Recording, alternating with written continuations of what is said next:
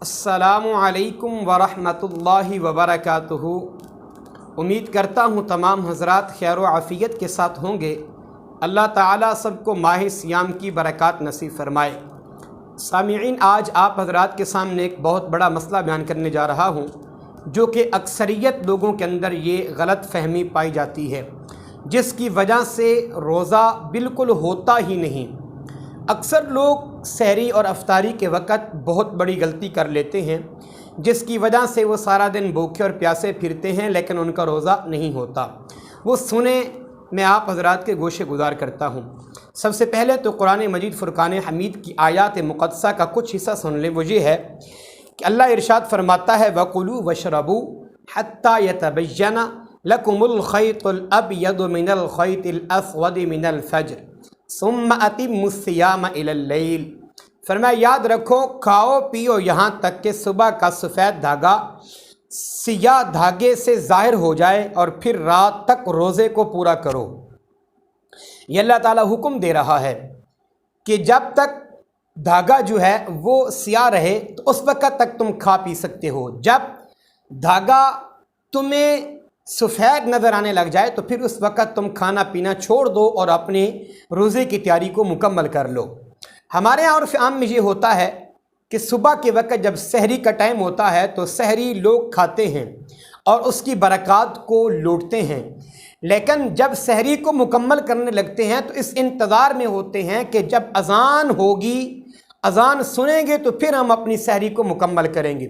और इसमें वो इंतज़ार में रहते हैं, खाते भी रहते हैं, पीते भी रहते हैं, और इंतज़ार ये होता है कि जब अज़ान शुरू होगी तो अज़ान की आवाज़ सुनेंगे तो तब जाके हम अपनी सहरी को मुकम्मल करेंगे।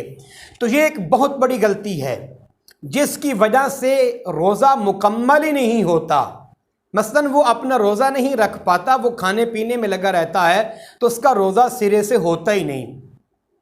अब इसमें गलती ये है कि जब पैगाम देने वाला, निदा देने वाला निदा दे दे कि वक़्त सहरी का ख़त्म हो चुका है, तो फिर उस वक़्त अपनी सहरी को मुकम्मल कर लेना चाहिए।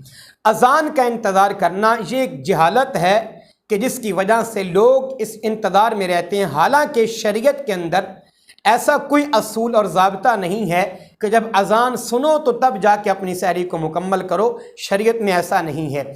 हाँ, इसमें यह है कि जिसकी वजह से रोज़ा नहीं होता, ये रोज़ा सुबह तुलूए फजर से पहले पहले होता है और इसकी सहरी को पहले ही मुकम्मल करना होता है।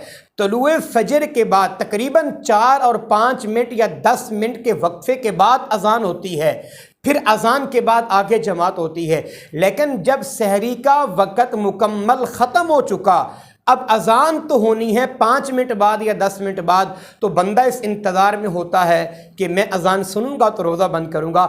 अब उसने शरीयत की हदों को तोड़ा है।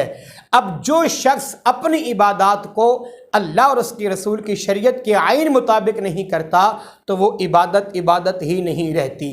तो इसीलिए रोज़ा उस वक़्त अपनी तैयारी को मुकम्मल कर लेना चाहिए। सहरी का खाना उस वक़्त मुकम्मल खा के बंद कर देना चाहिए।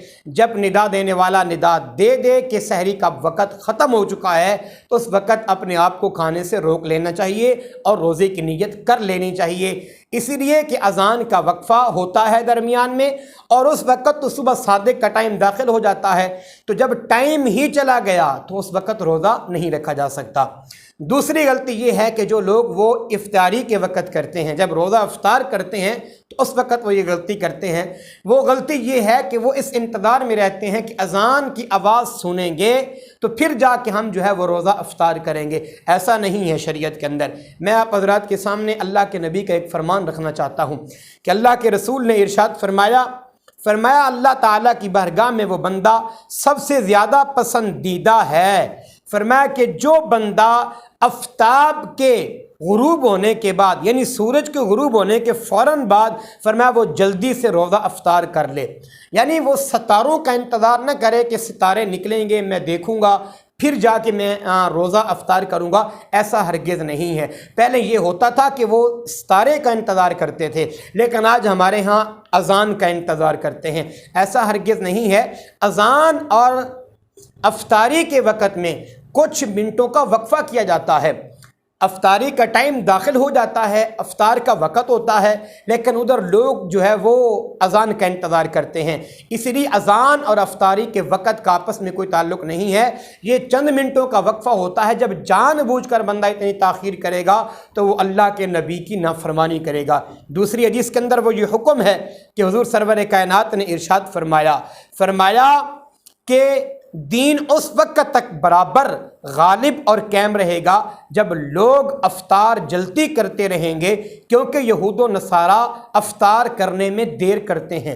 فرمایا دین اس وقت برابر غالب اور قائم رہے گا جب لوگ افطاری کے وقت بھی جلدی کریں گے، یہ نہیں ہوگا کہ انتظار میں بیٹھے رہیں گے۔